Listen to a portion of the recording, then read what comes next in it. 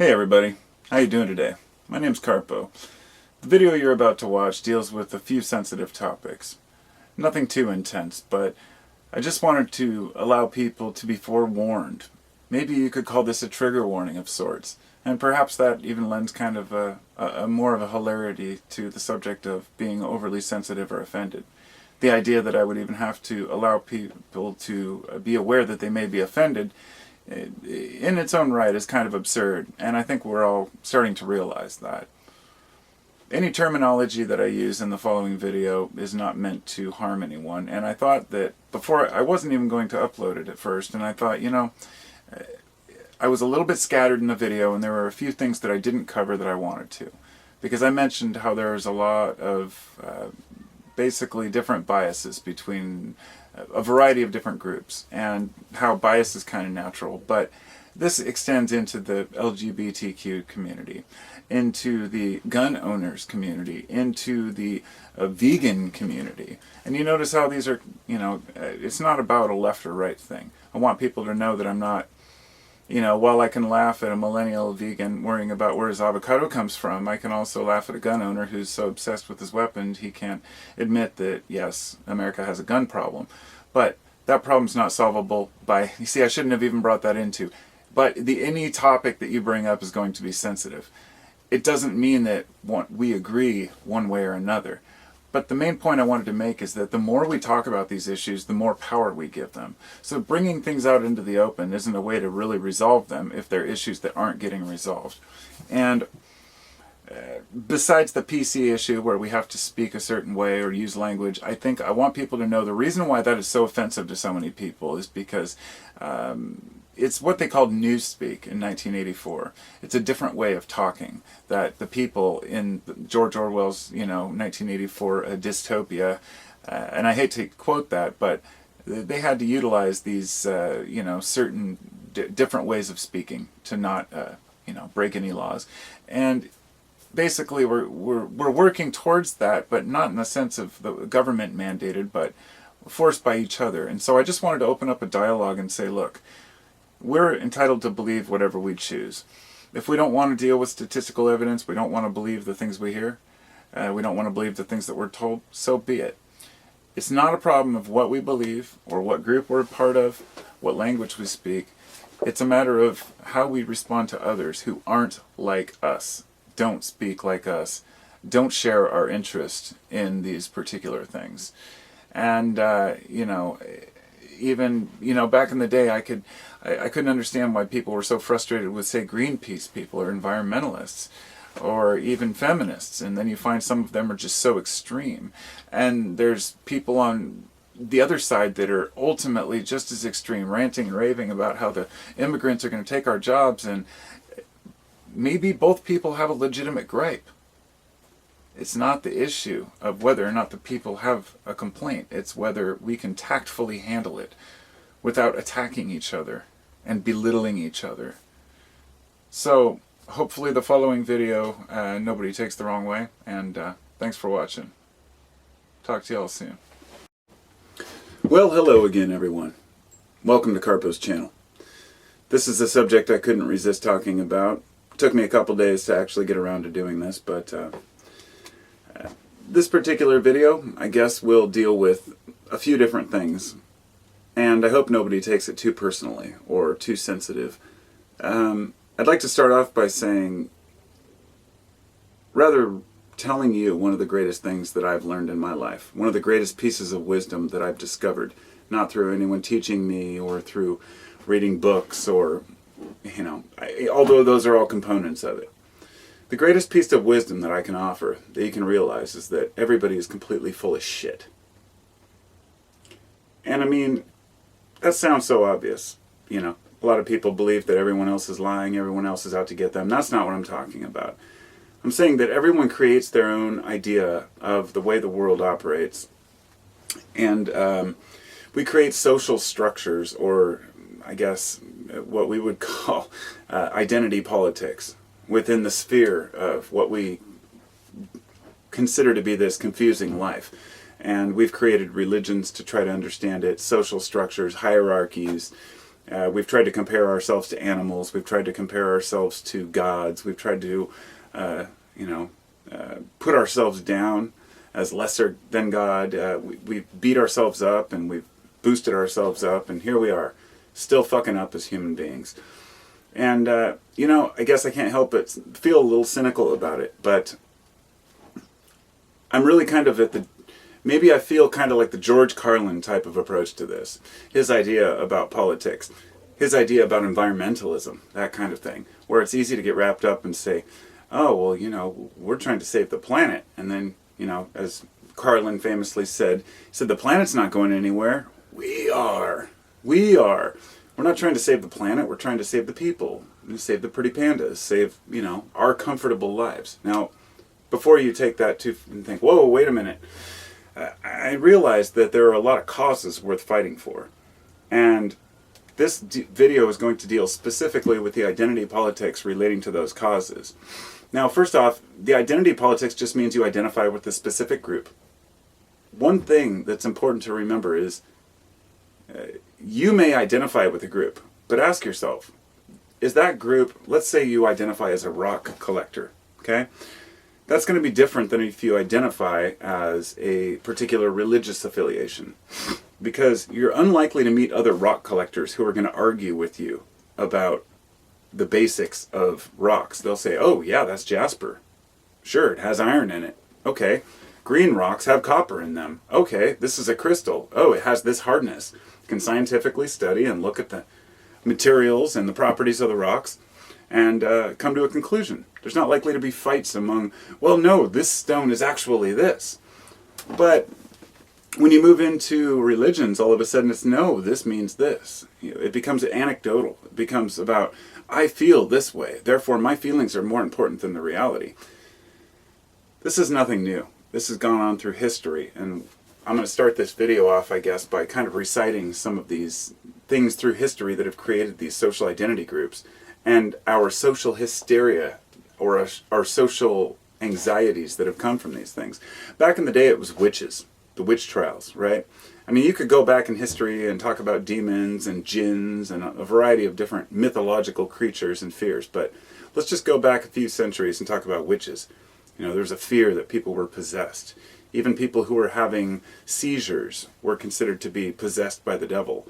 And these witches were burned at the stake. It was blown out of proportion, but it's also, the historical look at it is blown out of proportion in the sense that it's not like there were millions of witches executed.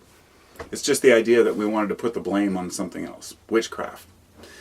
Now, every generation, every century has their own enemies. It became, after a while, have been issues of so many social hysteria, like the dancing plague of the 1600, I think 1600, where there were a bunch of people who started dancing in this town. And for like a month straight, they danced, and new people would come and others would go, and some people died from exhaustion, and people got really sick. Nobody quite knows why it happened. Maybe it was a gas in the air. Maybe it was a collective, delusion, whatever it might be. There have been laughter fits and hysteria fits where the laughter epidemics. My point is that humans are easily influenced by other humans, and they fall into these, I guess, these rituals of habit, if you will. So, to move on, we've always had enemies. War has been our greatest ally when it comes to making more money and taking more land. We always find an enemy. And this is really kind of the main premise of this video, is to say that, the enemies are manufactured. And back in the early part of the 1900s, it was about communism. Now, communism is coming. It's going to get you. It's going to get you, and all these countries are going to convince everyone that communism's the best way. So what did we do? We joined in the war. We fought communism. We fought Vietnam for the sake of not wanting communism to spread, and killed, millions of people over a period of decades, over what? For fear. Because our group was more important than their group. We had a better idea than their team had, if you will. when we moved forward, marijuana became the enemy. All of a sudden, the jazz community was a fear or an issue. I have to open this door because it's getting warm in here. And the jazz community was a huge problem in the black community. And so we have guys like Harry Anslinger who created a fear of marijuana. And that's how that whole thing started. And all of a sudden they put out these ads that are like marijuana, assassin of youth. And then drugs became the big scourge, the big problem. After a while, we started to create this fear of terrorism, this fear of nukes. For a while, it was the fear of Russia getting nukes. So we had the Cold War. And these nationalist groups would form because of this. And then we had terrorism, this fear of terrorism, right? This fear that we need to be banded together against these terrorists that are out to get us. Well, in the 1980s, the PMRC went nuts over, anybody who grew up in the 80s might remember, it was actually Al Gore's wife, Tipper Gore, who started this whole bullshit about Satanism in music. And this is one of the most revealing things about like kind of group culture or identity politics. The minute they started talking about Satanism in music and it became a big issue and they slapped that label on there, parental advisory, that was around the time when more bands started talking about Satan. Because if you could talk about Satan and you could get yourself on the front cover of some magazine by saying, are they satanic? You could sell a lot of albums. And the fact is, none of these bands were actually satanic. None of them. And our parents thought Black Sabbath, even the Grateful Dead. It didn't matter. So we're going to move forward to today. And now these are the kind of the social hysteria fears that create these groups, which is what I'm going over here. Kidnappers are everywhere. They're going to get your kids. I read one report that said that if you left your kid standing alone in an open field, it would take 750,000 years for them to be kidnapped. I don't know if that's accurate, but even if it's 750 years, even if it's 75 years or 1 year, the fact is that there aren't very many people out there looking to kidnap kids. We have such a hysteria about that, such a fear.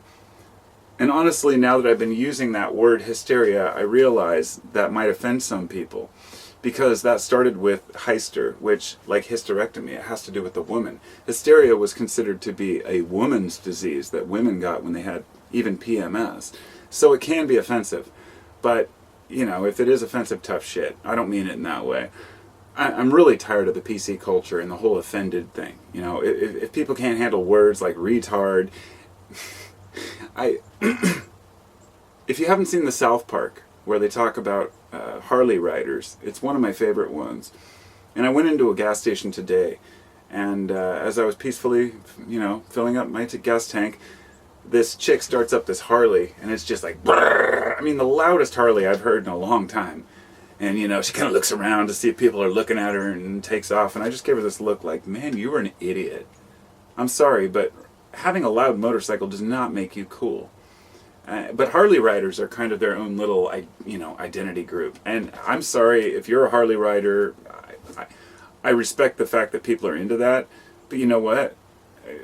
I don't like hearing it. People with loud motorcycles are actually disrespectful. And I find that to be annoyance to me. And a lot of other people do. And that whole episode of South Park dealt with them calling them fags. And the whole thing was around a combination of the word fag changing over time and what it has become, and how you can't even say that word today without being some kind of, oh my god, they said fag. Even me using it in this context to explain it, there's going to be people who are offended.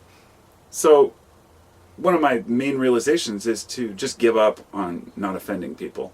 I'm not saying that we shouldn't be respectful, but if you're respectful, it should come across in the way that you conduct yourself, not in watching every single word you say. And there are people who are being attacked for one word taken out of context today. Today we're in the PC culture. And so now to compare these social hysterias, these things in the past that I mentioned, like all these fears like war and death and pestilence and disease and Satanism, now we move into the last 20 years with this pathetic social identity, these groups revolving around whether gays are allowed to marry or whether a cake shop should have to serve a gay couple. Liberal and conservative battles, and oh, you're a cuck, and oh, you're just a selfish, greedy bastard. And how the poor people are taking all the money, and the immigrants, oh my God, the immigrants are taking all your funds, and they're the big problem with America, and the country's being invaded. We're worried about one U.S. citizen being held in some foreign jail for somewhere. This guy Warbriner, or whatever it was a couple of years ago, that went over to North Korea, and I guess he defaced a bunch of North Korean shit, and he got sent to prison, and then when they released him, he was, brain dead, and they wanted revenge for that. You know what? If you go to North Korea and you deface some government shit, you deserve to have your head chopped off, as far as I'm concerned. If you're that fucking stupid to go to another country like North Korea and do that to try to prove a point, it's part of the problem. You're just another little rich dumbass who fucking went over there thinking you can, teach another country. There are bigger games at play than any one individual. And today, instead of taking our power back, instead of saying, God damn it, we deserve this, we start complaining about little things, worrying about little tiny fears. It's funny that Satanism back in the day and demons had to do with people who were maybe possessed or having seizures. In the 80s, it moved into the heavy metal music. And so it was I guess, people, I wouldn't say it's the left. I guess it wasn't even really biased, in that way back then. It was just like, oh my God, anybody who didn't understand that culture thought everybody else was satanic. But now the Satanists are all in Hollywood, and they're all in the government, and there's all these giant pedophile rings and pizza joints where there's secret basements, and there is a lot of that going on. But the thing is, there's an identity that revolves around believing these things and promoting them. Not about the subjects themselves, not about trying to solve the problems, not about organizing a group to stop pedophilia or to stop abuse of government, but just to sit and complain about it and talk about how George Soros is sending immigrants across the border. Everyone's out to get you kind of attitude. And this is a pretty pathetic attitude. Once again, ignorance reigns supreme as we try to blame somebody else for our bullshit. So, a few thoughts that I had. First off, we need to stop with identity politics, trying to associate with a group. And this can be liberal, conservative, whatever religion you're associated with. It can have to do with being an American. And I'd like to stop and ask anybody out there who's offended by that to say, what is being an American to you? A lot of folks say, I'm an American and you should speak English, and, all these immigrants are the big problem. Well, I see some hardworking neighbors that are immigrants, and then you can ask that person, well, do you know your own neighbors? In other words, what makes America America? You're complaining about half the country as the conservatives or the liberals or everybody else as being the problem. If half the country feels differently than you, then how can you really call it your country? It's obvious we need to have a different dialogue. Do you know any of the type of people that you're biased against or that you're afraid of? Do we actually understand the issue at hand? If we're angry about a particular subject and we're, oh my God, this is happening in society and I'm outraged. Do we actually learn everything we can about it, or do we just want to complain? Is there statistical evidence to warrant our fears? What creates our personal bias? Is it something we had in the past? Are we angry about rape because we were raped? Are we angry about abuse because we were abused? Are we angry about something because we were affected by it? And I'm not saying that that's a bad thing. That's a good thing. That's one of those things that influences people to want to change the world, to want to do something greater, is when they've had negative things happen to them. But we've taken it too far. We're not worried about the big issues anymore. People are worried about whether or not somebody uses the wrong word in college, or doesn't give them a trigger warning, before they read a book, or somebody's worried about the cake thing I mentioned earlier. There was that local company just down the way from here, actually, that didn't want to bake a cake for a gay couple, and it started this whole media frenzy over this stupid fucking article. And the way I felt after the whole thing was over was, if you're gay and you go to a cake shop and they don't want to make you a cake because you're gay, then go to another fucking cake shop, alright?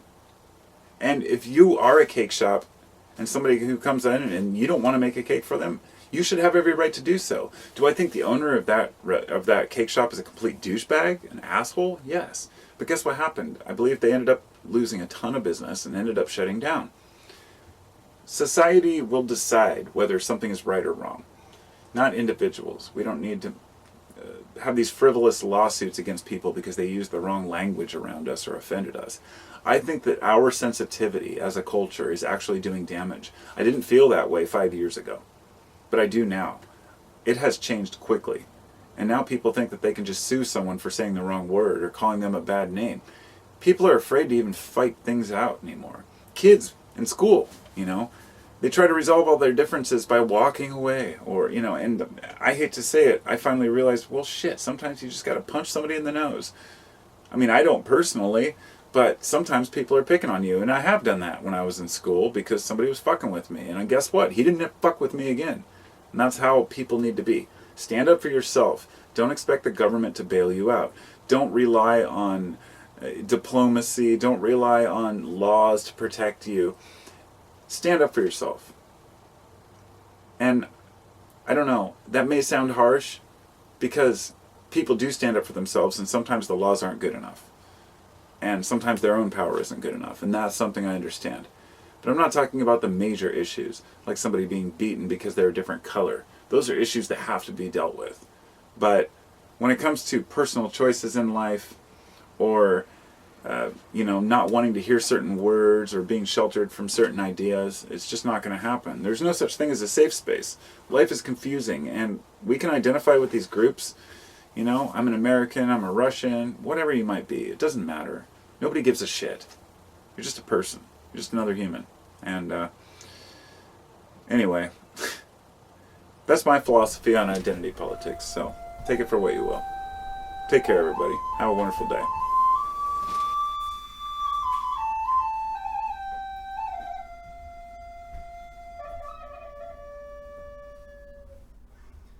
Oh, there we go. Nice. Oh, now I feel better. Thanks for coming to Carpo's channel, yo. Yeah.